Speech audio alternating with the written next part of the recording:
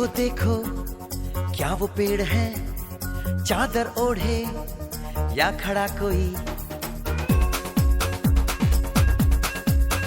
हे देखो देखो क्या वो पेड़ है, चादर ओढ़े या खड़ा कोई।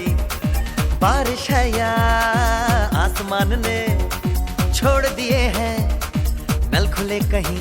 हाँ हम जैसे देखे ये जहां है वैसा ही, जैसी नजर अपनी खुल के सोचे आओ। पंख जरा फैलाओ, रंग नए बिखराओ, चलो चलो चलो चलो नए ख्वाब बुन ले।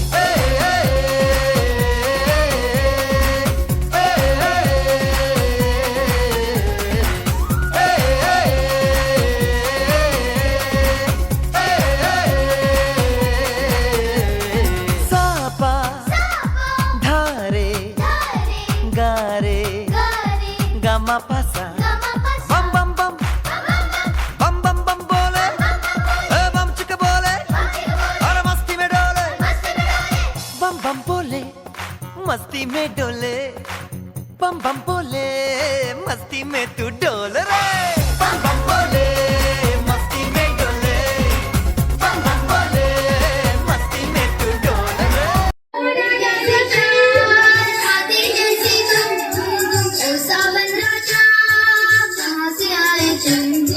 जोड़े जैसी चाँद, हाथी जैसी तुम, ओ सावन राजा, कहाँ से आए तुम? तुम तुम छक, तुम तुम छक, तुम तुम छक, तुम तुम छक, तुम तुम।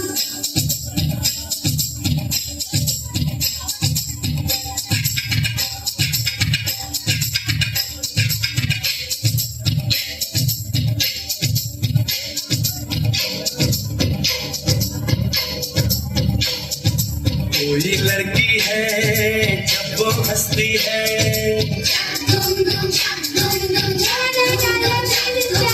कोई लड़की है जब वो हंसती है, बारिश होती है छलक छलक झूम झूम। कोई लड़की है जब वो हंसती है, बारिश होती है छनक छनक झुम झुम। कोई लड़का है जब वो गाता है, धुम धुम छक, धुम धुम छक, धुम धुम छक, धुम धुम। कोई लड़का है जब वो गाता है, सावन गाता है घुमड़ घुमड़ घुम घुम। कोई लड़का है जब वो गाता है, सावन गाता है घुमड़ घुमड़ घुम घुम। छक धुम धुम छक, धुम धुम छक, धुम धुम छक, धुम धुम।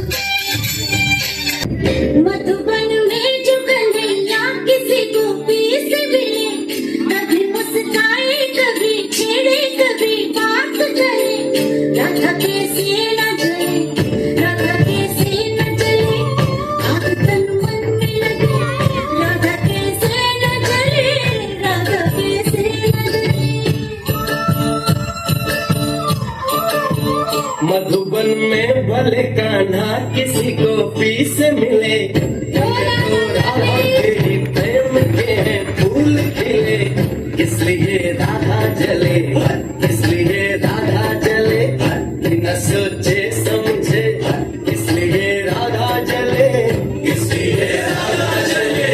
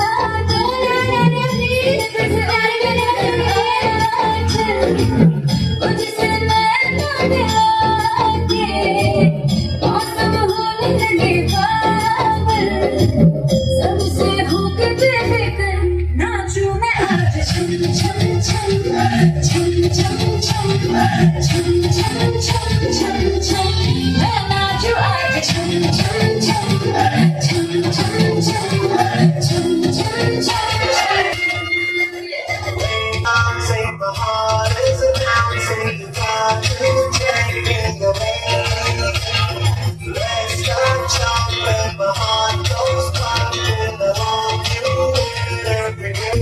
धड़कनों पे गूंज जोगी तो नाचो आज छम छम छम छम छम छम छम छम छम। आने में कोई परेशानी तो नहीं हुई? नहीं कोई परेशानी? आपके गांव में आते ही हमारी गाड़ी का टायर पंचर हो गया। नमस्ते, आइए आइए सब लोग अंदर आइए। क्या सारी बातें बाहर ही कर लेंगे? आइए बैठिए।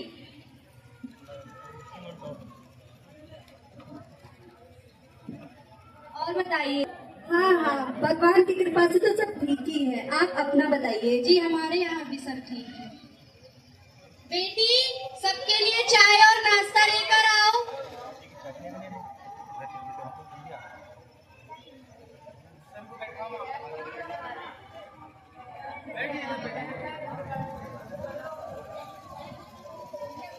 ये क्या, स्टील का ग्लास? हमारे यहाँ तो पीतल के बर्तन मेहमानों को दिए जाते हैं। खैर छोड़ो, इन्हीं से काम चला लेंगे।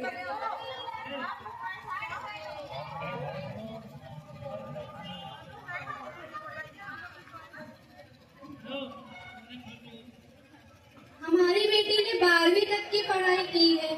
आगे की पढ़ाई वह करना चाहती थी, परंतु घर में परेशानियां होने के कारण हम उसे पढ़ा नहीं पाए। अरे कोई बात नहीं, पढ़ाई से हमें कोई लेना देना नहीं। घर का सारा काम धाम तो आता है ना बेटी? जी सारा काम धाम आता है। जी हमें लड़की तो बहुत पसंद है। जी हमें भी आपका लड़का बहुत ही पसंद है। हाँ लड़की तो सुंदर है। क्या वो दहेज दे पाएगी? हाँ, क्यों नहीं दे लेंगे। आजकल जो समाज में चल रहा है वो तो वो हमें देंगे ही।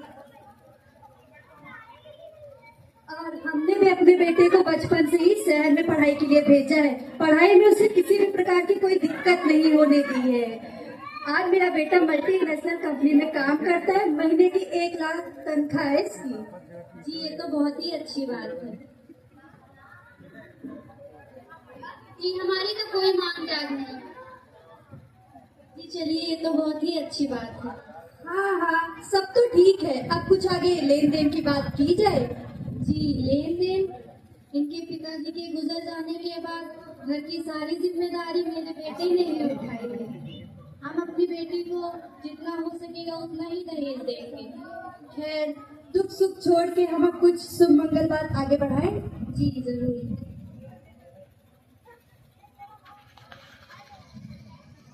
वैसे हमारी कोई ज्यादा मांग डांग नहीं है। हमें अपने बेटे के दहेज के लिए 5 लाख नगद, 1.5 तोले की चेन और एक स्कॉर्पियो चाहिए, बस। इससे कुछ ज्यादा नहीं। माँ जरा इधर आना। क्या लगता है यह रिश्ता करा जाए या नहीं? बेटा रिश्ता तो बहुत ही अच्छा है। लड़के की 1 लाख तनख्वाह है। अगर इस घर में हमारी बेटी का ब्याह हो जाएगा तो वह बहुत ही सुखी रहेगी। लेकिन माँ दहेज ज्यादा नहीं है। बेटा दहेज तो ज्यादा है, परंतु हम थे उसे गिरवी रखकर जो भी पैसा मिलेगा उससे हम अपनी बेटी का दहेज देंगे और जिंदगी भर उसकाते रहेंगे। जी ठीक है, जैसा आपको सही लगे। अरे भगवान, दहेज कुछ ज्यादा नहीं है क्या? इतना दहेज हम अपनी बेटी को दे पाएंगे? हाँ हाँ, क्यों नहीं दे लेंगे? लेन देन से ही तो हमारा समाज आगे बढ़ रहा है। आप चुप रहिए पिताजी, माँ सही तो कह रही हैं। आखिर मेरा भाई मल्टीनेशनल कंपनी में काम करता है, महीने का 1 लाख रुपए कमाता है, क्या वो इतना भी डिजर्व नहीं करता? समझा बेटे अपने पिता को कुछ, हमेशा मेरी बात इनको बुरी ही तो लगती है।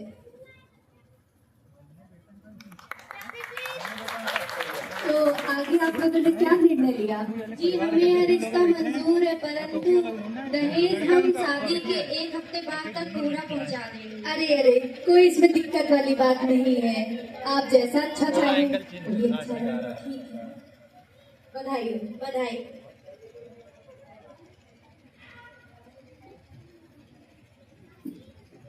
इस तरह से शादी हो जाती है। शादी के कुछ दिन बाद सुबह का समय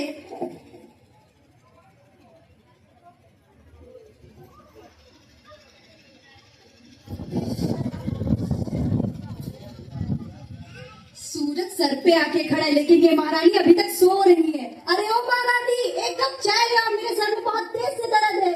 आई माँ जी, नाश्ता गरम कर रही थी। ये लीजिए माँ जी, मैंने नाश्ता गरम कर दिया है। और हाँ, बापूजी नाश्ता करके खेत भी चले गए। अरे वाह, कल की चली हुई यार, ये मुझसे जवान लगती है तेरी। नहीं माँ जी, क्या हुआ माँ, कैसी आवाज थी? देख बेटा, कल की चली हुई यार, ये मुझसे जवान लगती है। तेरी ये जुर्रत, तूने मेरी माँ से जबरन लड़ाई? आप बैठिए माँ, मैं कॉलेज आती हूँ। तंग आ चुकी हूँ मैं इस शादी से।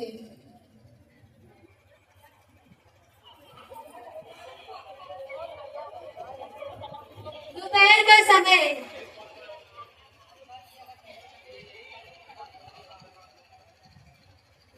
हेलो माँ। हेलो बेटा, कैसी है तू? हेलो माँ, मेरी सास मुझे रोज मारती है। क्यों बेटा, क्या हुआ? माँ तू परेशान ना हो, हम दोनों आएंगे जल्दी ही तुझसे मिलने। माँ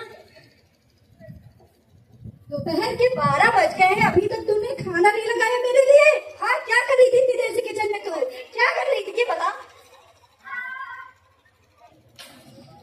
सारे घर के काम भी मुझे ही देखने पड़ेंगे। शाम का समय, पति के वापस आने का।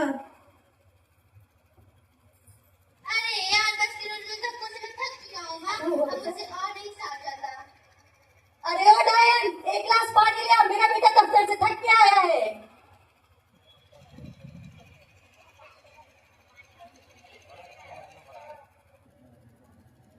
इस डायन से अगर मेरे बेटे की शादी ना हुई होती तो ही सही था। आज जैसी भी मेरे बेटे की हालत है ना, उसकी सबसे बड़ी तू और तेरा भाई वजह है। करो, ये तू ही मेरे पास। अगर मेरे बेटे को स्कॉर्पियो मिली होती तो उसकी आज से ये हालत ना हुई होती। थक चुकी हूँ मैं इस लड़की से।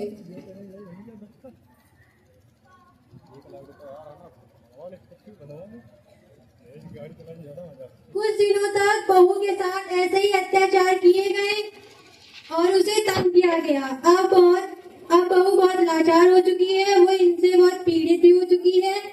उसकी आगे की कहानी माँ, मैं कह रही थी भाई के लिए कोई नई भाभी देखी जाए। हाँ हाँ बेटा, तुम्हारी राय भी सही है। पिछले ही हफ्ते में पंडित जी ने किस्सा बताया था। तुम कहो तो मैं बात। अरे भाग्यवान, मैं खेत जा रहा। हाँ हाँ, जाइए। तुम कहो तो मैं बात आगे बढ़ाऊं। हाँ मैं अरे बेटा बैठो, अब तुम्हें कुछ कहने की जरूरत नहीं है। वैसे भी हम इस डायन से बहुत तंग आ चुके हैं। तुम कहो तो तुम्हारी दूसरे रिश्ते की बात मैं आगे बढ़ाऊं। जैसा माँ आप चाहे। हाँ हाँ, वैसे भी ना तू इस शादी से खुश है ना हम खुश हैं। कल सुबह ही मैं पंडित जी से बात करती हूँ। माँ इसका क्या होगा? इसका इसका तू मुझ पे और अपनी बहन पे छोड़ दे। बस तू रिश्ते के लिए हाँ कर दे।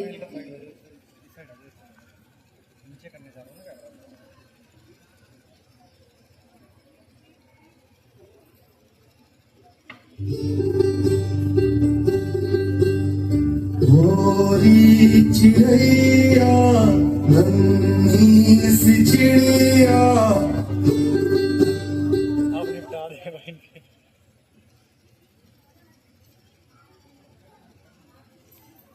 अरे बेटा तैयार हो गए, हमें रिश्ते।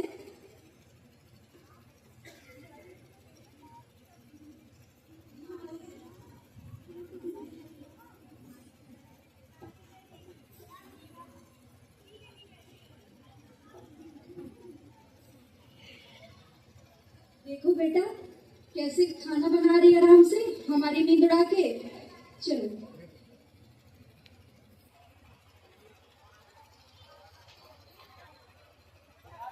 गोरी चिड़ैया नन्ही सी चिड़िया। इस प्रकार से सास पति और नंद मिलकर अपनी बहू को जान से मार दिया और उसे एक आत्महत्या का चिड़ैया नन्ही सी चिड़िया। अंगना में फिर आ जा रे यारा है और लहू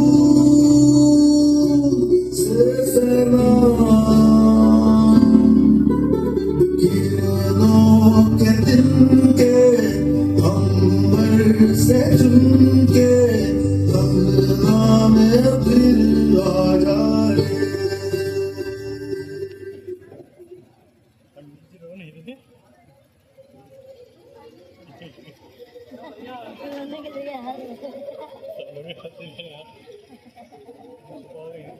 इस प्रकार से सास ने बहू को मार दिया और उसकी अगली कहानी हम आपको दिखाते हैं।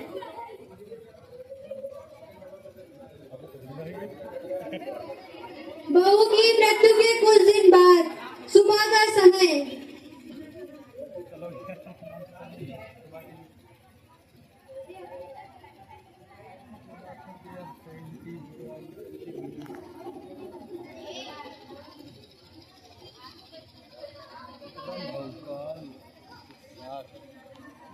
पेरेंट्स का इंटरेस्ट दिखा।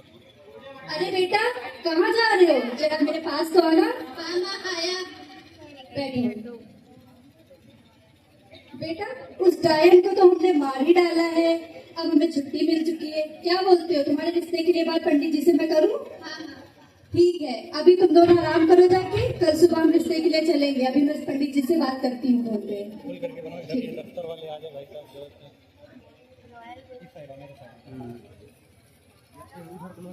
अरे नहीं सही नमस्ते वकील साहब। आइए आइए बैठिए, मैं आपकी क्या मदद कर सकती हूँ? जी मुझे अपने परिवार के ऊपर एक केस करवाना है। जी बोलिए। जिसने मेरी पत्नी, बेटा और बेटी ने मिलकर मेरी बहू को मार डाला है और उसे आत्महत्या का नाम दे रही है। जी आप बेफिक्र होकर घर जाइए, हम कल सुबह ही आपके घर आते हैं। नमस्ते।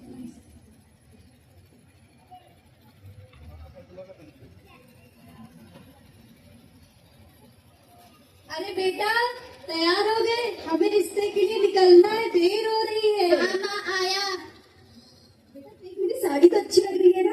हाँ बहुत अच्छी लगी। चलो चलो, मैं देर हो रही है।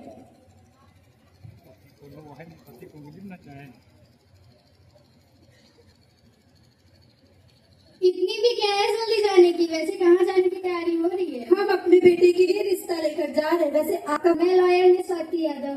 लॉयर में कोर्ट का रास्ता भूल गई है क्या, जो आप हमारे घर आ गई है? जितना हंसना है हंस लीजिए, शायद ये आपकी आखिरी हंसी है। आखिरी सी? जी आपके ऊपर केस हुआ है। आपने अपनी बहू को जिंदा घर में जला के मार दिया है और सबसे बोला है कि उसने खुशी गई। हमने अपनी बहू को मार दिया? खैर देखो तो कल की बकराइन क्या बोल रही है। हमने अपनी बहू को मार दिया? हमारी बहू खुद किचन में गैस से उसका पल्लू जल के वो खुद मर गई है। अच्छा, सबूत आपके हस्बैंड ने, इन्होंने ही केस फाइल करवाया जी है। क्या बोल रही है कल की बकराइन, देखिए तो। सही बोल रही है ये। काश ये मैंने पहले किया होता तो आज ये दिन ना देखना पड़ता। लगता है उम्र के साथ साथ आपकी बुद्धि भी भ्रष्ट हो गई है। उम्र के साथ साथ मेरी बुद्धि नहीं, बुद्धि तुम्हारी भ्रष्ट हो गई है। तेरे पिताजी शादी का तो नहीं पता, बट कोर्ट के चक्कर जरूर लगाने पड़ेंगे। अरेस्ट करो इन्हें। अरे अरे छोड़ो, निर्दोष है, छोड़ो। भाई साहब थानेदार लेके मिली नहीं स्कॉर्पियो ले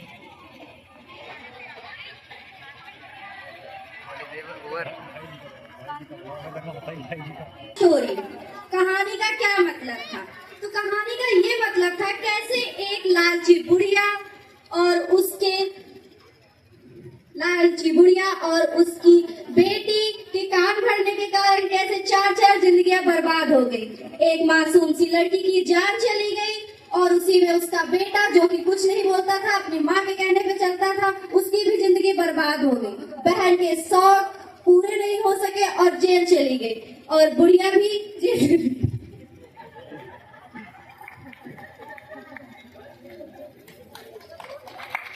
इसलिए हमें समाज से दहेज प्रथा को खत्म करना है, जड़ से इसे मिटाना है और किसी बेटी को इस तरह से मौत नहीं पानी है। इन बच्चों ने बहुत ही अच्छी परफॉर्मेंस की है और शायद हम